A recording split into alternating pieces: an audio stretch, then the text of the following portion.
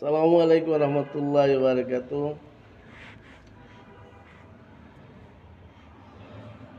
আপনি পৃথিবীর যাও করবা, মানুষরে ঠকবা না, মানুষের লগে বেইমানি করবা না, মানুষের ঠকিয়া নিয়া ধন সম্পদ যদি না আপনি কিতা করেন জমাইবা, কিন্তু বাচ্চারা কি করবে? তারা এগুলা যা দেখব তখন তারা নষ্ট হইব, কোনো কাজকর্ম করতো না, কিচ্ছু করতো না। তোমার এই বাবার সম্পদ দেখিয়া তারা খালি বাদ নেচার বেশি চিন্তা হইব। তাই এবার লিয়া বাচ্চা তোরে নামাজ শিক্ষা দিবা, সেজদা করা শিক্ষা দিবা, কোরআনে কারিম তিলাওয়াত করা শিকাইবা। আর মা বাপরে কীভাবে আদর যত্ন করেন মা বাবার লগে, সবসময় পুরানা কিছু আনিয়া বয়াইয়া তারারে পুরানা মানুষগুলা চিনাইবা, যে ই মানুষ পুরানাওয়ালা আছিল, এরকম আছিল।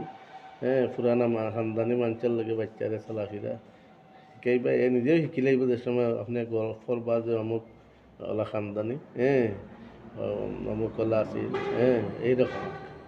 তখন আপনার বাচ্চাও শুনিয়া এ বুঝতে পারবো কার লাগে চলতো। হুট করে দনি হয়েছেন, হুট করে হইনা নাইয়া জগৎ বানাইলেইছে নাইয়া।